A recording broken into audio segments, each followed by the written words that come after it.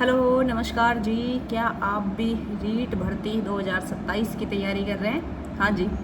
अब जो रीट का मेंस एग्ज़ाम होगा वो 2027 में ही होगा, क्योंकि अभी देखिए अभी प्री भी नहीं हुआ है, फिर उसके बाद मेंस होगा, है ना। सभी बच्चे को पता होगा, मुझे लगता है, जो रीट की तैयारी कर रहे हैं, या फिर नहीं पता तो मैं बता देती हूँ। जो रीट भर्ती है, पहले पात्रता परीक्षा होती है, उसके बाद मेंस एग्ज़ाम होता है। जो मेंस एग्ज़ाम होता है वो क्वालिफाई करने के बाद आप एक थर्ड ग्रेड टीचर L1 या L2 के बनते हैं। उससे पहले आपको जितने भी नए एस्पिरेंट हैं, मेरे बहन भाई हैं जो एकदम फ्रेशर हैं, कुछ लोग भी STC करके आए हैं, तो जिन्हें जानकारी नहीं है उनको मैं बता दूं, उन्हें सबसे पहले पात्रता परीक्षा पास करनी पड़ेगी। जिनका पिछली बार मान लीजिए पात्रता परीक्षा किसी कारणवश नहीं हो पाया था, तो आप लोग अभी क्या कीजिए, अभी पात्रता परीक्षा के लिए जुट जाइए, ठीक है। तो आपको पात्रता परीक्षा की तैयारी जोर शोर से करनी है। ज़्यादा ऐसे नहीं सोचना कि भाई अपने को क्या पढ़ना है क्या नहीं पढ़ना। आज मैं इसकी पूरी एक रणनीति आप लोगों के साथ शेयर करूंगी। बुक्स के लिए भी मेरे पास कमेंट आ रहे थे कि मैम बुक्स बताइए, कौन सी बुक्स हमें पढ़नी चाहिए और कौन सी नहीं पढ़नी चाहिए, क्योंकि आजकल मार्केट में आपने देखा होगा कि मार्केट में इतनी वैरायटी आ गई है, बस पूछो मत। हर कोई व्यक्ति या हर कोई पब्लिकेशन की इतनी सारी किताबें हैं, हर कोई राइटर बन रहा है, हर कोई टीचर बन रहा है ना। आप लोग सोच रहे होंगे कि मैं भी टीचर बन रही हूँ, पर मैं अपने एक्सपीरियंस से शेयर करूँगी। अभी मैं थोड़ा सा इंट्रोडक्शन अपने बारे में दे दूँ जिनको नहीं पता उनको, कि मैं अभी स्कूल लेक्चरर हूँ। मेरा नाम मोनिका यादव है और जो चैनल आप देख रहे हैं वो इसी पे बेसिकली है केंद्रित कि भाई हम कैसे जो नए बच्चे आ रहे हैं या फिर वो बच्चे जो इधर उधर भटकाव में भटक गए हैं उनको एक अच्छी रणनीति या फिर जो रियल में है वो रणनीति बता सके, ठीक है। मुझे लगता है कि आजकल कोचिंग की जो मार्केट है और जो मुनाफे वाली प्रक्रिया है उस सबसे आप लोग जानकार होंगे, आपको अवगत होगा कि भाई कैसे किस प्रकार से सारा सिस्टम चलता है ना। लेकिन अपना कोई ऐसा कोचिंग वोचिंग नहीं है, तो पहले ही आप निश्चिंत हो जाइए कि कोई प्रमोशन वीडियो है या कुछ नहीं। भाई आप एकदम जो चीज़ मैंने फील करी मेरी तैयारी के दौरान वो चीज़ मैं आपने बताऊंगी। तो फिलहाल मैं फर्स्ट ग्रेड टीचर हूँ और उससे पहले मैं थर्ड ग्रेड टीचर रही हूँ। मुझे 6-7 साल हो गए थर्ड ग्रेड टीचर। 2018 की वैकेंसी से मैं थर्ड ग्रेड टीचर बनी साइंस मैथ से। तो आप बात कर लें एक बार मोटी मोटी कि भाई 2 एग्जाम हुए, लेकिन हमारे टाइम पे ऐसा नहीं था 2 एग्जाम हुआ करता। वो टाइम यही था कि भाई पात्रता थी और पात्रता के साथ ही आप अच्छे नंबर्स लेके आइए उसमें, और उसी से मेरिट बनेंगी। उसके साथ में आपके BA BSc की जो परसेंट थे ना उसका 30%, 70 to 30% का रेशियो रखा गया था। उस आधार पे आपको जॉब दी गई थी। तो ये 18 तक था। उसके बाद हालांकि चेंज हो गए रूल्स, तो उसके बाद से ऐसा नहीं होता। अब पात्रता और उसके बाद में पेपर हो गया है। तो आपको तैयारी पात्रता वाले को कैसे करनी है, तो सबसे पहले इसी की बात कर लेते हैं। तो पात्रता की जो तैयारी कर रहा है वो बच्चा इधर उधर ना भटके कहीं भी। आपको सबसे पहले 6 से 10वीं तक की जितनी भी किताबें हैं वो किताबें खरीद लेनी है RBSC बोर्ड की, ठीक है। तो RBSC बोर्ड की किताबों को ले आइए और उसको अच्छे से अध्ययन कीजिए। अब कोई भी सार संग्रह नहीं खरीद के लाएगा, पहले बता दूं। कोई पब्लिकेशन के हर पब्लिकेशन के ऊपर लिखा रहेगा 6 से 10 की RBSC का सार संग्रह, 6 से 10 की जो बुक्स है उनका मान लो कंपाइलेशन है, मतलब कुछ भी है नहीं। ऑथेंटिक किताब खरीदनी है। क्यों भाई? ये इसलिए कह रहे हैं कि जो लैंग्वेज जो कोई ऑथर लिख रहा है, लेखक लिख रहा है, वो लेखक क्या करेगा, उस चीज़ को सरल भाषा में कर देगा। और आजकल के एग्जामों में सारा खेल भाषा का ही है, ठीक है। आपा ना तो इंग्लिश का रहा, ना आपा हिंदी का रहा, आपा इंग्लिश का हो गया, हिंदी और इंग्लिश का मिक्स हो गया। जहाँ भी कहीं क्वेश्चन पूछ लिया जाए शुद्ध हिंदी में तो अपनी टाइम फीस हो जाए। इंग्लिश में टाइम फीस पहले ही है, हिंदी में और टाइम फीस हो जाए, ठीक है ना। तो ऐसे ना करना है। तो कोई भी व्यक्ति, कोई भी बच्चा, तो मैं बार बार यही कहूँगी, जो भी किताबें खरीदे मूल किताबें ही खरीदे। मूल किताब का मतलब 6 से 10वीं तक की अपनी जो किताब चल रही है, RBSC बोर्ड में किताब लगा रखी है, वे किताब खरीदे। राजस्थान हिस्ट्री कल्चर के लिए 6, 7, 8 की तो जो ज्योग्राफी के लिए आती है, ज्योग्राफी का भी, कल्चर का भी और हिस्ट्री का भी कुछ पार्ट दे रखा है, वो खरीद ले। और 9-10 के लिए जो राजस्थान की हिस्ट्री और कल्चर के लिए स्पेसिफाई है उसको खरीद। अब आपने बुक खरीद ली 6 से 10वीं तक की, ठीक है। अब क्या करना है, बुक खरीदने के बाद अपना एक बार पढ़ना है वो बुक ना, आराम से उस बुक ने एक बार जैसे भी पढ़ हो जाए थार से वैसे पढ़ लो, ठीक है। अगर मान लो उसका मोटा मोटा एक बार रिवाइज कर रहे हो, कुछ बच्चे ऐसे कहेंगे बिल्कुल फ्रेशर हैं वो कि समझ में ही नहीं आ रहा बुक में क्या लिखा है, कोई बात नहीं, एक बार उसको पढ़ लो। अभी जो टाइम है वो सिर्फ पढ़ने का है, अभी हम जितना ज़्यादा गेन करेंगे नॉलेज को उतना फ़ायदा हमें होगा, क्योंकि गोल्डन टाइम यही है। बाद में एग्जाम आने या फिर भर्ती आने के बाद में तैयारी नहीं होती, तैयारी पहले ही करनी होती है, ठीक है। तो आप एक बार पढ़ ली उस किताब को, कुछ तो पल्ले पड़े होगो 5%, 10%, 20%, जितनों भी पल्ले पड़े हो, ठीक है। अब आपको क्या करना है, दोबारा से उस किताब को पढ़ना है, 6 से 10 की सारी किताबों को पढ़ना है। पढ़ लिए, अब एक काम और करें इसके साथ में, जो पुराना सिलेबस है, भाई नई वैकेंसी को नया सिलेबस अभी आए नए, लेकिन पिछली जो वैकेंसी थी उसका जो सिलेबस है वो सिलेबस आप निकाल के रख ले। सिलेबस हमेशा एकदम से कभी चेंज नहीं होता, ये वहम में मत रहना कि हाय सिलेबस ना हाय रे हम तो क्या करा, पुराना सिलेबस से पढ़ लेंगे, सिलेबस चेंज होगा तो क्या करागा, कोई फर्क ना पड़े। सिलेबस चेंज भी होता है तो 20-30% ही सिलेबस चेंज हुए, पूरा सिलेबस कदे चेंज ना हो। 2-4 चीज़ फालतू पढ़ लोगा तो बालका 2-4 चीज़ फालतू बता दोगा, क्या फर्क पड़ जाएगा। जीवन में कहीं ना कहीं कुछ पड़ी हुई चीज़ें हमेशा काम ही आएंगे ना, तो उससे घबराना नहीं है आपको।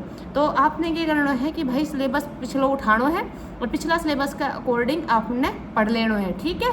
कि भाई ये अपना टॉपिक दे रखा है, सिलेबस याद कर लेना है। सिलेबस याद करने का बहुत सारा फायदा है कि जहाँ भी हम कुछ पढ़ रहा, अब मान लो कि कोई किताब पढ़ी, आप हम 7वीं की किताब या 8वीं किताब पढ़ी और आप जनसंख्या का टॉपिक पढ़ा, अपन पता अपना सिलेबस में जनसंख्या जनगणना है, तो वो टॉपिक आप पढ़ांगा तो अपन ध्यान रहेगा कि हाँ ये टॉपिक अपन पढ़ना है। लेकिन कुछ ऐसा 1-2 चैप्टर भी पूरे पाठ में या पूरी मतलब मान लो किताब का 1-2 पाठ है शायद इसी जो काम करना रहे, है ना, तो वो चीज़ आप छोड़ सका।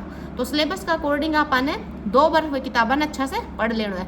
अब तीसरी बार क्या करोगा, तीसरी बार आपने करना है PYQ। क्यों, जितना भी 2021, 22, 23 में जो एग्ज़ाम हुई है 2-3 साल में जितनी भी एग्ज़ाम, कौन सी एग्ज़ाम जो आपके रीट से संबंधित है पहले तो, ठीक है, जो आपकी प्री की और जो मेंस की, दोनों की, एक की नहीं करनी है, दोनों की, रीट मेंस और प्री दोनों के PYQ को अच्छा से देखना है, अच्छा से एक लाइन में पढ़नी है, ठीक है, सारा ऑप्शन पढ़ना है।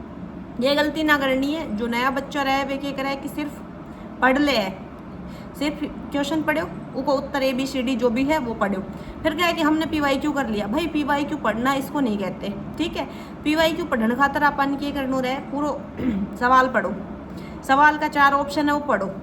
यो सोचो कि 4 ऑप्शन यही क्यों दिया, भाई इसके अलावा भी तो कुछ दे सके तो। भाई एग्जामिनर कन तो ऑप्शन बनाने खातर पूरी किताब पढ़ी है, तो ये 4 ही क्यों बनाया, क्योंकि ये 4 कहीं ना कहीं कनेक्ट करे हैं क्वेश्चन से, और क्वेश्चन से कनेक्ट कर रहे हैं तो क्वेश्चन से या तो हो सकता है कि वो उसको घुमाने का प्रयास करेगा, है ना, तो उससे हमें आइडिया आ जाएगा। उससे एक 4 ऑप्शन पढ़ने से ये फ़ायदा भी रह है कि अगले साल जो क्वेश्चन पूछा जाएगा वे इन 4 ऑप्शन में से ही कहीं घुमा फिरा के उससे रिलेट करके ही पूछे जाएंगे। तो आपको क्वेश्चन की जानकारी होनी चाहिए, उनके 4 ऑप्शन जो भी हैं उनकी पूरी डिटेल की जानकारी होनी चाहिए। जितनी जानकारी आप जुटा सकते हो, जितनी जानकारियों के नोट्स बना सकते हो वो बनाइए, ठीक है। इन सब चीज़ें ने इकट्ठा करके फिर पढ़ना है, ठीक। एक बढ़िया रजिस्टर बना लो, नोट्स खातर कुछ भी बना लो, अलग अलग सेगमेंट का अलग अलग बना सको सो, अलग अलग सब्जेक्ट वाइज बना सको सो, एक रजिस्टर का 4-5 भाग कर सको सो, या छोटा छोटा अलग अलग रजिस्टर बना सको सो। किताब पढ़ रहा हो तो 3 बार 4 बार पढ़ने के बाद PYQ पढ़ लिया, फिर एक बार फिर किताब रिवाइज करोगा तो 3-4 बार किताब पढ़ ली, उसके बाद शॉर्ट नोट्स बनाएंगे। यो ना करना कि पहली बार ही पढ़ी दूसरी बार में नोट्स बनाने लग गया, क्या बड़ा होगा फिर वो नोट्स कमाए, छाप दोगा सारा का सारा जो भी पढ़े से वो, या पूरी किताब छाप दोगा। पूरी किताब ही छापनी है तो भाई किताब ही रही ना, तो पूरी किताब नहीं छापनी है। तो कदे भी 1 या 2 बार में नोट्स ना बनाया करी, 3-4-5 बार पढ़ लिया, वो में थानी हो गयो कि 80% चीज़ थान याद हो गई, तो वो 80% लिखने की आवश्यकता ही कोई नहीं, क्योंकि वो थान याद है। बाद में मतलब रिवाइज करोगा तो दमादम हो जाएगी, वो तो कोई इशू ही कोई ना। लेकिन 20-30% चीज़ ऐसी हो जाए ऐसे कि जो मतलब कुछ फैक्ट ऐसे होते हैं, रैंडम फैक्ट जो याद ही ना रही, मतलब आप याद करा फिर भूल जावा, याद करा फिर भूल जा, या वो सवाल में कहीं PYQ पढ़ोगा तो देखोगा गड़बड़ करा आप है ना, तो वह PYQ ने भी शॉर्ट नोट्स में शामिल कर लो। ऐसा PYQ आगो जो आप कदे देखो ही कोई ना, आपन पतो ही कोई ना कि भाई अगर उत्तर के वैसे कैसे, या बिल्कुल नयो से आप 4 बार किताब पढ़ लिया लेकिन आपन वो सवाल ना पारो, तो वह सवाल ने भी आप अपना शॉर्ट नोट्स में शामिल कर लो कि भाई ये नयो सवाल है, ऐसे रिलेट करके अगले साल कुछ ना कुछ जरूर पूछेगा, ठीक है। तो ऐसे आप अगर नोट्स बनाएंगे और ऐसे आप अपनी रणनीति रखेंगे ना तो आपका सिलेक्शन श्योर है, कोई नहीं रोक सके सिलेक्शन ने। ठीक है, तो प्री वाला बच्चा तो सबसे पहले 6 से 10 की किताब पढ़ेगा। दूसरी चीज़, पेडागोजी के लिए कोई भी एक किताब खरीद लो, वो पढ़नी है आपको। ठीक है, प्री मेंस की बेसिकली तैयारी एक जैसी रहे, बस थोड़ा सो जो स्ट्रेटेजी रहे उनमें थोड़ा फर्क करांगा आप। ठीक है, क्योंकि प्री वाले बच्चे बिल्कुल सब चीज़ नया नया पढ़ेंगे, मेंस वाले जो स्टूडेंट है वो सब चीज़ पढ़ रखी है, पहले प्री निकाला हुआ है तो प्री के लिए उन्होंने पढ़ा हुआ है, तो उनको क्या करना है, रिविजन पे ज़्यादा फोकस करना है। ठीक है, तो आपने क्या कर लिया, अपने भाई साइकोलॉजी या पेडागोजी है वो पढ़ ली, आपने 6 से 10 की बुक्स पढ़ ली। L1 वाला ने तो ऑल सब्जेक्ट पढ़ना है, ऑल सब्जेक्ट इतना टफ भी ना हावी, 6 से 10 में आराम से जीवन में काम हो जाए थारो, कुछ और अदर पढ़ने की ज़्यादा ज़रूरत को ना। एक टीचिंग मेथड मतलब बिल्कुल बेसिक सा रूल है कि भाई आप किस प्रकार पढ़ाएंगे बच्चों को, है ना, और उसमें क्या क्या चीज़ों की आपको जानकारी होनी चाहिए। भाई आप ब्लैक बोर्ड यूज कर रहे हैं तो उसमें क्या क्या होना चाहिए, ब्लैक बोर्ड पे जाते हैं आपको क्या लिखना चाहिए, डस्टर से कैसे उसको मिटाना चाहिए, एंगल कितना बनाना चाहिए, कितने कालांश होने चाहिए, सब चीज़ें बेसिक है। एक RT सबकी जोड़ रखी है 2009 RT, भाई टीचर है अपन तो उसके बारे में जानकारी होनी चाहिए, तो RT की सारी धारा याद कर लो। अब NEP 2020 आ गई, ये जोड़ दी, तो NEP के बारे में जानकारी होनी चाहिए। ये बेसिक चीज़ें हैं कि भाई हम टीचर हैं तो हमें इसके बारे में पता होना चाहिए। ठीक है, आप बनने जा रहे हो टीचर तो इस चीज़ की आप नॉलेज रखते हो। ये भाई आगे जो संस्था है जो एग्ज़ाम ले रही है वो ये सोचती है कि भाई इस विद्यार्थी को इसकी नॉलेज है, तो आपको इन चीज़ों के बारे में अच्छे से पढ़ना है, अच्छे से रट लेना है। कुछ चीज़ें मैं मानती हूँ कि खाली पढ़नो ना रहे, रटनो भी रहे, तो आप रट लेना। ठीक है, ऐसे करके आप प्री पास कर लेंगे। अब मेंस में, तो मेंस वाला ने क्या करना है कि बार बार रिवाइज करना है। मेंस वाला ने बेसिक पढ़ रखा है, फिर भी वही 6 से 10 की किताबें पढ़नी है। और पेडागोजी के लिए कोई भी आपकी जो भी आपने बुक ले रखी है, वैसे धीर सिंह दाबाई सर की किताब काफ़ी अच्छी है। और प्रैक्टिस के लिए आप PYQ देखो, पेडागोजी में प्रैक्टिस करने का सबसे अच्छा और आसान तरीका है PYQ। पर कौन सा PYQ, अपना राजस्थान का तो भाई रीट का तो इतना ही PYQ है, और ज़्यादा अच्छा मिले भी कोई ना। तो सबसे शानदार PYQ है DSSB का, KVS का, है ना, और NVS के एग्जाम में जो भी PYQ पूछा जाए जो टीचिंग मेथड से रिलेटेड है या फिर पेडागोजी से रिलेटेड है, CTET के जो हो गए वो, इन सब के जो PYQ है ना वो बहुत बेस्ट है ना, क्योंकि जो NVS KVS और जो CET के एग्ज़ाम में पूछे, CTET के एग्ज़ाम में पूछे जाते हैं, सॉरी CTET वाला एग्ज़ाम में जितना भी PYQ पूछा जाए सारा अप्लाइड है ना। अपने यहाँ तो अभी अप्लाइड पूछने लगे, अपने यहाँ तो पहले बहुत फैक्चुअल क्वेश्चन पूछा करता, लेकिन अभी उनका कॉपी कर करके क्या करने लग गए, अप्लाइड पूछने लग गए। लेकिन अप्लाइड में बहुत फ़ायदा है, अपन अप्लाइड में क्या, एक बार कॉन्सेप्ट समझो और फिर अप्लाई करो। और अप्लाई कैसे करना है कि अपना आपने एक आदर्श टीचर मान लो कि हम एक आदर्श टीचर हो, थार से बढ़िया कोई ना पढ़ा सके, थार से अच्छो मतलब बच्चा ने कुछ दे ही ना सके, आप एक बेस्ट तरीके से अपने बच्चों को पढ़ाएंगे। तो जब एक आदर्श क्लास, आदर्श टीचर सब मान के अगर आप तैयारी करा, मतलब सोच के आप फिर वो अप्लाइड क्वेश्चन कराएंगे ना, तो एकदम सही क्वेश्चन होंगे वो, कभी भी है ना उनके आंसर गलत हो ही नहीं सकते। अप्लाइड का मतलब यही होता है ना कि आप अपने जीवन में अप्लाई करें और आप कैसे एक रोल मॉडल टीचर बनेंगे, है ना। तो बस यही चीज़ें ध्यान रखनी है, इसके लिए बस आपको तैयारी करनी है, कॉन्सेप्ट पता होना चाहिए, कॉन्सेप्ट पता है उसके बाद PYQ को बहुत ज़्यादा प्रैक्टिस करनी है और अप्लाइड क्वेश्चन बहुत ईजी हो जाएंगे। पेडागोजी ऐसा सब्जेक्ट है फुल मार्क्स आ सके। ठीक है, अब L2 वाला करने के एक सब्जेक्ट की समस्या है, L1 वाला का तो फ्री है भाई, सारा सब्जेक्ट ऑल सब्जेक्ट पढ़ लो और ज़्यादा इशू भी नहीं है, और ज़्यादा 6 से 10 में पढ़ोगा काम हो जाएगा आराम से, इतनी ज़्यादा मैथ वैथ टफ ना पूछी जाए। लेकिन L2 में समस्या है, L2 में जैसे सब्जेक्ट तो है ही आपका, है ना, जो भी साइंस मैथ का है या फिर अदर कोई सब्जेक्ट का बच्चा है, SST का है, हिंदी का है, भाषा का कोई भी है तो, लेकिन इसके अलावा जो भाषा चूज करनी रहती है, 2 भाषा लेनी रहती है ना, तो उसका बड़ा रोल है। और उस चीज़ के लिए आप क्या कर सकते हैं, मान लो किसी की इंग्लिश कमज़ोर है, हिंदी तो सभी लेवल लगभग लोग है ना, अपने राजस्थान का वैसे भी अपन हिंदी ज़्यादा आवे, अपनों बहन में थोड़ा सो।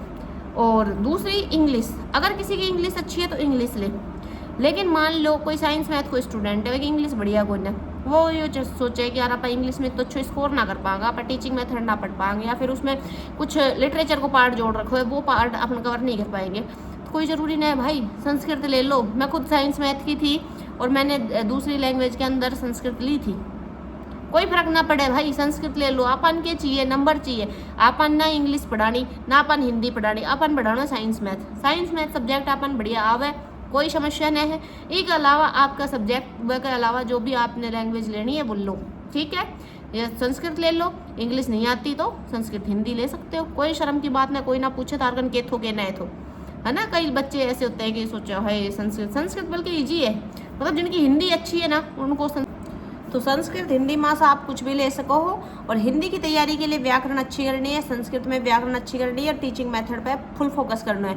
व्याकरण खातर हिंदी खातर आप 9 से 12 में जो अपने हिंदी ग्रामर की बुक चले वो पढ़ सको। सौंदांचारण की 9 से 12 में राजस्थान बोर्ड की किताब है, शानदार किताब है, घोट घोट के पी जाओ, 10 बार पढ़ लो, कोई दिक्कत नहीं है। ऐसे ही संस्कृत के लिए ग्रामर वगैरह आपको अच्छी करनी पड़ेंगी, और टीचिंग मेथड थोड़ी संस्कृत मोटी मोटी समझनी पड़ेगी बस, बाकी आप कर लोगा, कोई समस्या नहीं है ना। हिंदी की और संस्कृत की ग्रामर एक जैसी है, ठीक है। और हिंदी ग्रंथ अकादमी की कोई स्टूडेंट पढ़ना चाहता है कि भाई मेरे को सफिशिएंट नहीं लग रहा मैटर, तो हिंदी ग्रंथ अकादमी की किताबें आती है, जैसे कि हरिमोहन सक्सेना जी की भूगोल की आती है, जनक सिंह मीणा जी की आती है, शायद इतिहास की, तो मुझे एग्जैक्ट याद नहीं है, मैं एक बुक की लिस्ट बना दूंगी एक दिन आपको और फिर डाल दूंगी।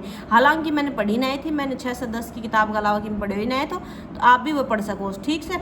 उस टाइम तो खैर पूरा ऐसा था कि भाई सब्जेक्ट का ही रहता, तो आप लोगों को पता चल गया होगा कि कौन सी किताबें पढ़नी है कौन सी नहीं। देखिए, सफलता का एकमात्र जो रास्ता है वो सिर्फ कठिन परिश्रम है, और मौन रह के अपनी तैयारी करो, अभ्यास करो, लोगों पर ध्यान मत दो, दुनिया क्या कर रही है, कौन कितनी % डिस्काउंट दे रहे हो, इन सब चीज़ आप मत पढ़ो, है ना। ये सब अपने प्रॉफिट के लिए चल रहा है। बाकी कोचिंग करो, ठीक है, जेन्युइन जिसकी लगे करो, ज़्यादा किसी से नहीं पूछना कि भाई किसकी करनी किसकी नहीं, जो भी फेमस है उनकी एक आध की कोचिंग ले लो, पर सबसे ज़्यादा फायदा खुद की तैयारी से ही होगा ना, खुद के ही अभ्यास से होगा। तो बैठ के शांति से आराम से अपनी किताबों के साथ बैठो, और कुछ दिन 1-2 साल, अगर वीडियो अच्छी लगी हो तो वीडियो लाइक करो, चैनल को सब्सक्राइब करो, और अपना दोस्त हम शेयर करो, और जो भी समस्या हो कमेंट जरूर करें, ठीक है।